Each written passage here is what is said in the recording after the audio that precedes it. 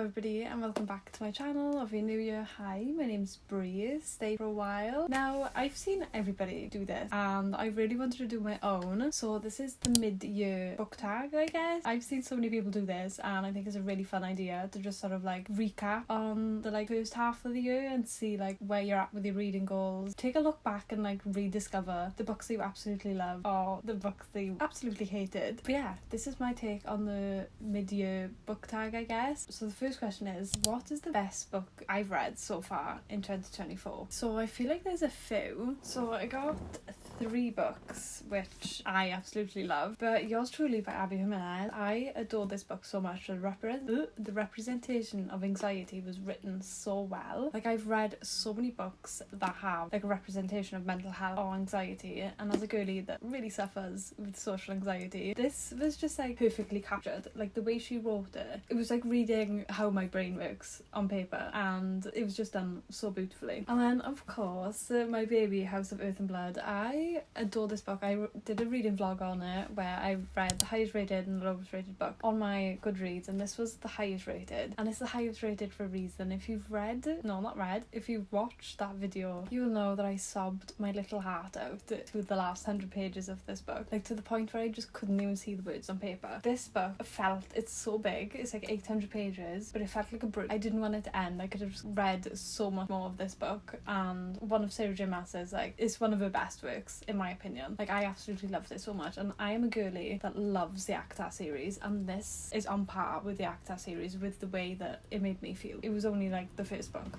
But the third book, which is one of my favourites, which I haven't actually got yet, I'm going to be ordering it soon, but I still haven't got the physical copy, is I Have Broken Kingdom by Mads Rafferty. I absolutely loved this book. There was just no happy ending, and sometimes when authors, Sarah J Maas in particular, she doesn't really kill off any big characters. Mads Rafferty was ruthless. She did not give a shit. She just killed off some of the main characters that I thought were going to be in it to the end, and she just sort of killed them off. I was like, bitch, you were ruthless, but it was a 5-star read for me. I absolutely loved it. And Knox is the way he calls her his angel. I just love them so much. Delilah and Knox are perfect. But the first book is Broken Fate, and then the second book is Broken Kingdom, and they were both 5 stars for me. Absolutely loved them, and I don't give 5 stars out easily, and they were both just 5 stars. And to say that it's her first ever book that she's ever written, Broken Fate is her debut novel, and then Broken Kingdom was her second ever novel she ever wrote.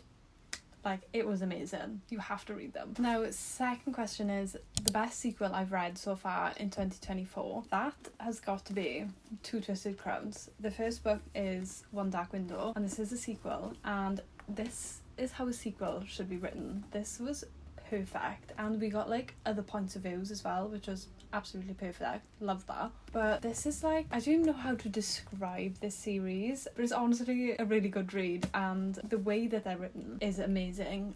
They are written so well. It's very confusing at the start of One Dark Window to get into. It's a really complicated world, and it does take a lot of brain power, but once you're in the world, it's perfect, and I love them so much. And then the third question is any new releases that I have not read yet but want to. I would probably say this is the only one that I can think of. There's a bunch here actually that I really want to read now that I'm looking at my shelf. These are the 2 that I've picked up off my shelf, which is, this one is Elle Kennedy's new book, which is The Dixon Rule. This is the second book in the, I can't remember what the series is called, but it's the spin-off series to the Off-Campus and Brer U series. I think it's Campus Diaries series, and the first book is The Graham Effect, which I absolutely loved. I really do want to start reading this, but it came out when I'm in the midst of my book slump, which I'm still in, so I haven't been able to read it yet, but I do really want to read it, and I'm going to absolutely love it because Elle Kennedy just writes the best sports romance, and I just love being in the Brer U sort of off-campus series. I love it so much. I love all the characters. And then this has recently come out. This is Callie Fortunes, This Summer Will Be Different. I loved Callie Fortunes Every Summer After. Not many people liked it because it is a cheating trope, and it is quite I'm hoping there's no cheating trope in this, but she just writes the best summer romances. They're just the perfect summer reads, and it doesn't really look like it's summer right now, but I promise August. It is summertime.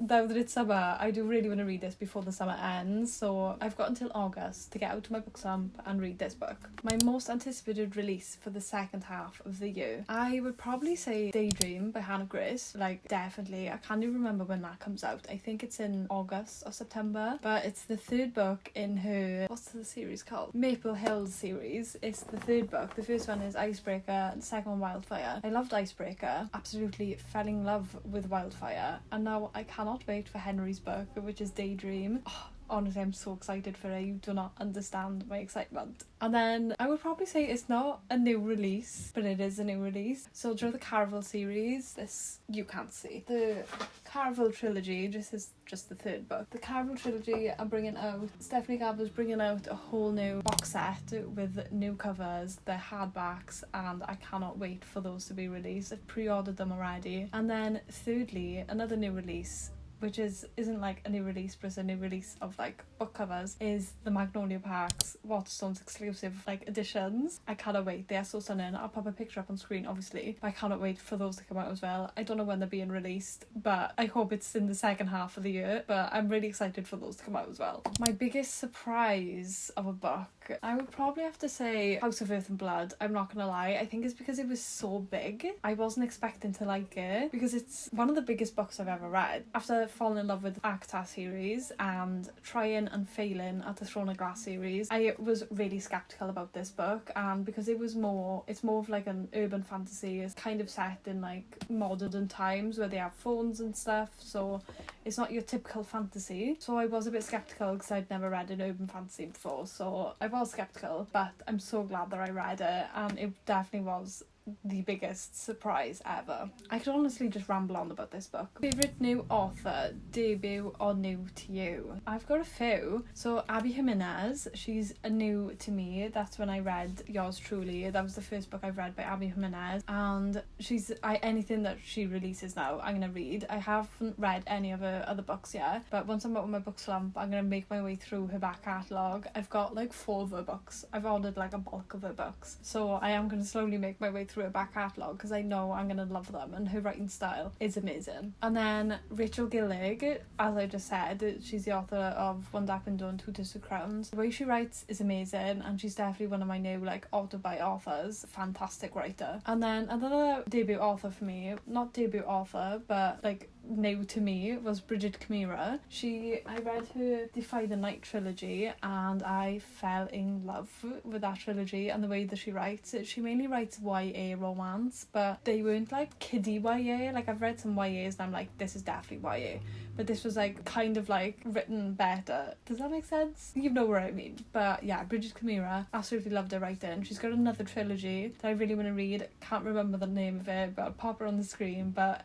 I'm slowly going to make my way through Bridget Chimera's back catalogue as well. And of course, as I mentioned earlier, Mads Rafferty, she brought out Ever-Broken Faith last year, but obviously she brought out Ever-Broken Kingdom, which I did read this year so far, and I just love her. She is a indie author. She needs these books to be picked up and traditionally published because they are honestly amazing, and I've got like a special edition coming of her book soon and I cannot wait. Newest fictional crush. Oh, I don't know. I feel like I haven't read a lot of new books this year. I'm trying to be like finishing off series and stuff, but I probably off-campus series. Any man in the off-campus series, like Garrett Graham, yeah. Dean, yeah. Any single man from the off-campus series, they were just added straight to my book boyfriend list. I loved every single one of them. Even Beau deserved better. He is on the top of my book boyfriend's list. I loved Beau so much. He deserved better, and if you know, then you know. A book that made you cry. Oh god,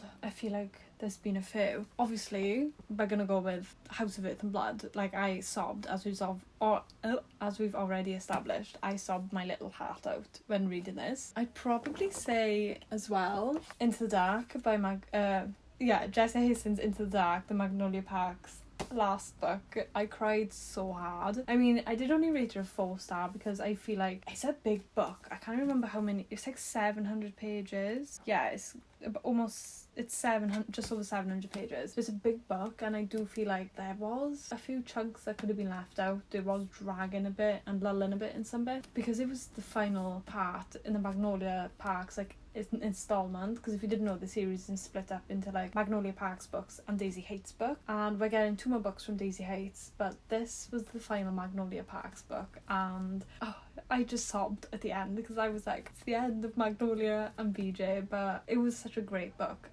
Everything just got wrapped up perfectly. We got to see Magnolia work through her grief, we got to see BJ work through his grief, and just how everybody just worked through all of their problems and just came together at the end. Perfect. And I would probably say Destroy the Day by Bridget Kimura. As I just said, this is the Defy the Night trilogy. This is the 3rd and final book in the trilogy. Oh my god, the way I cried in this book. And if you know, you know. Like, I had such a fun time reading this whole series, and I fell in love with every single character. And in this 3rd book, we got introduced to Harrison. Yeah, I'm not going to even tell you, because you're going to want to read it, but Harrison...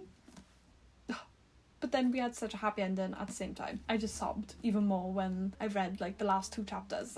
And if you know, then you know. A book that made you happy. Oh, I don't know. I feel like there's been a lot of... I feel like I can say the books I've just previously said as well. Like Into the Dark, even though it made me cry, it also made me happy to see all the characters have like a really happy ending. And Destroy the Day as well, because even though I cried, like there is a really happy ending, and it was like the perfect conclusion to like a trilogy that I just fell in love with. And then I would probably say The Graham Effect. Like, I fell in love with this, and I think it made me happy because it was like one of the first like romance books that I've read in a long time that had an old 3rd act breakup, and I just loved it. Like, it was just the perfect book, and Ryder and Gigi are perfect for each other. They were so sort of mature in their relationship, and Ryder was really mature, and I just got sick of 3rd act breakups. I think I'd read so many romance books, and then I read this. It was like a breath of fresh air. It was perfect. Most beautiful book you've bought so far this year or received? I mean, I haven't really bought a lot of like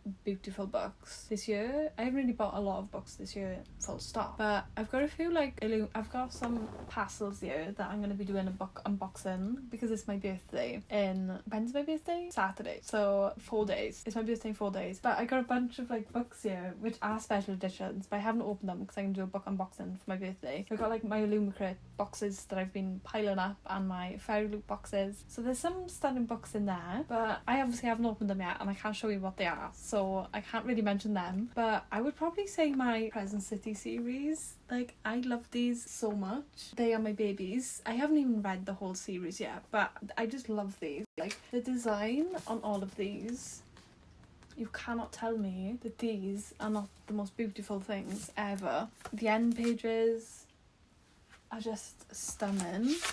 And this one is actually digitally signed, which is one of my babies now. But I just love them so much. I think this one is probably one of my faves. And then House of Earth and Blood.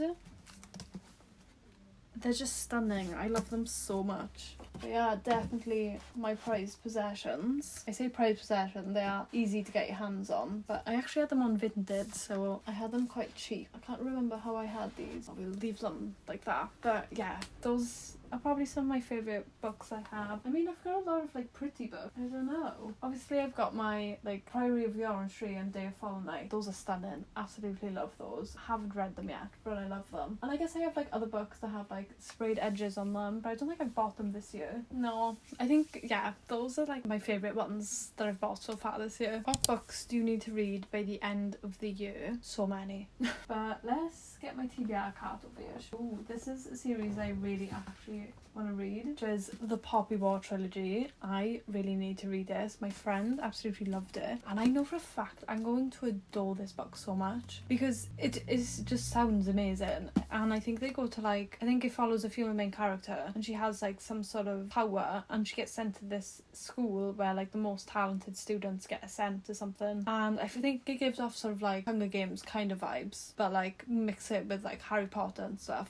I think that's the kind of vibe it gives off. But yeah, really excited to read this. So I really want to finish this trilogy. I really need to read. I really want to start, at least, not finish, but I want to start the Boys of Torment series. So that's these books. And if you didn't know what they are, then you've been living under a rock. But this is the first book. It's by Nin 13. I think this is actually the biggest one out so far. And I think the sixth book. The sixth book has just been announced, I think. It's going to be like Binding 10 or something, or I can't remember what it's going to be called, but it's something 10. Really excited. I don't even know if I'll like the series, but I think I will. Do I own every single book that's out? Yes, I do. Do I know if I'm gonna like the series? No, but I still own every single book and I'm still really excited to read it. And then like some other books I really want to read is obviously like Abby Jimenez's back catalogue. I really want to read Part of Your World, and just for the summer as well, really want to read that. Like there's so many books that I want to read for the rest of the year. I couldn't even choose just some. There's so many that I'm just really excited to read. Right, on to the last 4 questions now, but next is, what books do you want to reread this year? Ooh. So I got 3 books. The first one is Powerless by Lauren Roberts. Now, I think I've mentioned this in a video. I think it might be in my recent video, but I read this back when it first came out last year. I rated it like a 3-star, but I wasn't in the right mindset to read it. I think I was in a bit of a slump. I read it on a night shift, so I wasn't really like fully focused, and I just don't feel like I give it like a good enough chance to like live up to its hype. So I want to do a reread because the 3rd book's coming out soon, and I know the novella's out as well, and people absolutely love that novella. So I do really want to give it another chance and see if I love it as much as everyone else loves it, because I really do want to love it. I mean, I did rate it a 3-star. It's still a good book, but I didn't fall in love with it, and I can't even remember what happens in it, to be honest. Like, I honestly can't. So I think doing a reread later this year will do me some good. And then I'm gonna start my reread of ACOTAR. Now, it's been about a year since I started this series. I think I might have started this in June last year, or maybe just before, maybe in like the May time. But I really want to do a reread of this like ASAP. I am going to be filming a whole rereading like full spoilers vlog for this, so that's going to be coming out, well, I'd say soon. It depends when I start to reread all of the books, because I want to tab all of the books, because when I started this book, well, this series, this whole journey of this book, I didn't tab my books, and 2 didn't know how much I was going to absolutely love this book. So I want to be able to like go back on these books and like pick out my favourite book, my favourite bits. So I want to do a full reread and just tab the living daylights out of these books. So I'm going to be definitely doing a reread of this at some point soon. And then we got Wild Love by Elsie Silver. Now, I did recently read this, but I was in the biggest book slump of my life. It took me 3 weeks to read this book alone. 3 weeks. I want to do a reread, so I've put it on my GOODREADS as read, but I haven't put a rating because I feel like I cannot rate this book, because I know that I will absolutely love it. I need to be in the right headspace to read this book. Like, I was reading like 2 or 3 pages a day, and I just wasn't giving it like a big enough chance. So I need to do a reread of this later in the year, when I'm out of my slump and I'm in an Elsie Silver mood, and I can give it the best chance, because I know it's going to be at least a 4-star or above. Books you've been putting off. Now, I feel like there's a lot. I feel like I have definitely been putting off House of Earth and Blood. No, House of Sky and Breath, because I just... House of Earth and Blood was like the perfect book, and I feel like I don't want to ruin it by going on with the rest of the series, because I feel like House of Earth and Blood could be the perfect standalone. I feel like it just ended off perfectly. It did leave off with a bit of an epilogue that gives you a bit of a teaser into like what's to come, and I feel like all of like everything's not resolved in the first book, but like as it was just perfect. I don't want to ruin it, and I feel like apparently this is meant to be like even better than the first one, so I might absolutely love this. But I have heard that the 3rd book was a letdown and it was a big disappointment to some people, so I'm skeptical to go on with the series, and I have been putting this off, and everybody keeps on telling me to read it because they say that it's like 10 times better. I don't know. We'll see. And then I would probably say Ruthless Vows as well. I've been putting that off because I absolutely love Divine Rivals, but Ruthless Vows, I don't know, apparently again it was a big letdown and it was disappointed a lot of people, and I just don't want to ruin that sort of like perfectness of Divine Rivals, so I've been putting that off as well. Book series you want to finish before the end of the year. I mean, as I've mentioned, the Crescent City series, I really want to finish it. It needs to get done. I will do it eventually in the next 6 months. And obviously, as I mentioned just now, the Divine Rivals duology, it's Letters of Enchantment duology, that's like what the actual series title is called. And I've actually just started the Zodiac Academy. I'm currently in the middle of the first book. Well, I say in the middle, I've got like 3 chapters left to go, but I'm reading it on my Kindle because the books are expensive and it's a big commitment, because I've heard a lot of mixed reviews about this series. Now, I am only on the first book, so it's hard to judge. I am going to continue with the series. The first book is sitting at like a 3.5, but it's a big series, 10 books I think, and like loads of novellas, and I think there's like spin-off series as well. Like, it's a big series and a big commitment, but like the first book is just an introduction. Like, this book is simply an introduction to the world, to the characters, to the magic system. Like, it's literally just a book for world building. Is it a literary masterpiece? No, it's not, but I'm having a grand old time, so I will continue with the series and I'll let you know if it gets any better. But I do want to finish that series this year. It's a big commitment and I don't want it hanging over my head because the books are massive. Like, I think one book, I think it's book 8 or book 7, it's over 1,000 pages. Like, but what is so important that needs to be said in the 1,000 pages? Couldn't it be split up into like 500-page book and then another 500-page book? I'm sorry, but I do want to get that series done and dusted and out the way. And then the Cruel Prince trilogy as well, I really want to finish. I've read the first book, I don't even know where they are. Oh, they're all the way up there. I'm not grabbing the book down for you, but the Cruel Prince trilogy, the Folk of the Air trilogy, that's what the actual series is called, but I really want to get that done. I've read the first book recently. It was alright. I think I rated it like a 3.75, but again, it was just the first book and I want to make sure I love it, because some people absolutely love this series. Like, they say that Jude and I can't remember what the main character, they say that they're their favourite, but it is a YA. I really want to finish this series and get it out the way, because they've got like spin-off series as well. This just come out, like Holly Black has just released like a spin-off series about Jude's brother, so I really want to start them as well. But like, so I really need to get a lot done this year. Ooh, and then finally the big question of them all: do you think you reach your reading goal, or are you going to change it? Well, no, I'm not going to reach my reading goal. My reading goal is 90, so over on TikTok I did a challenge where a random number generator chose my reading goal and the number 90 came out. So my reading goal is 90 books. I have been in a 2-month slump. I have read 3 books in 2 months, which is fun. I'm 8 books behind my reading goal, so a bit of a kicker. I mean, I might reach it, I might scrape by if I graft and I put in the hard work from July onwards. But I don't want to just read to reach my goal. Like, reading is meant to be fun and I don't want to read it just to sort of reach a goal, but I do also like reaching these goals, and it's kind of annoying when I go on GOODREADS and it says that I'm 8 books behind schedule. Fun. But I might just do some challenges. Maybe when I'm out of this book slump, we'll do some challenges where I do like a 24-hour readathon, because in my last 24-hour readathon I got like 3 books done. I'll do some more challenges where I can sort of read loads. So yeah, expect some challenges to come up in the upcoming videos, because I have a lot of reading I need to catch up on. But yeah, that was my mid-year book tag. I hope you enjoyed. I mean, there was a lot of books that featured up like multiple times and I spoke about a lot because they are just some of my favourites, so I am going to speak about them a lot. But yeah, I hope you guys enjoyed, and let me know in the comments if you've read like any of the books that I've read, and I want to know like your thoughts and feelings on those books as well, because I love hearing your guys' opinions on like my favourite books, good or bad. I swear I won't be offended. But yeah, I will see you guys next time. But before you go, don't forget to subscribe down below, give it a thumbs up and all the other YouTube stuff that I ask you to do. It'll mean the world to me, and I'll see you next time. Bye.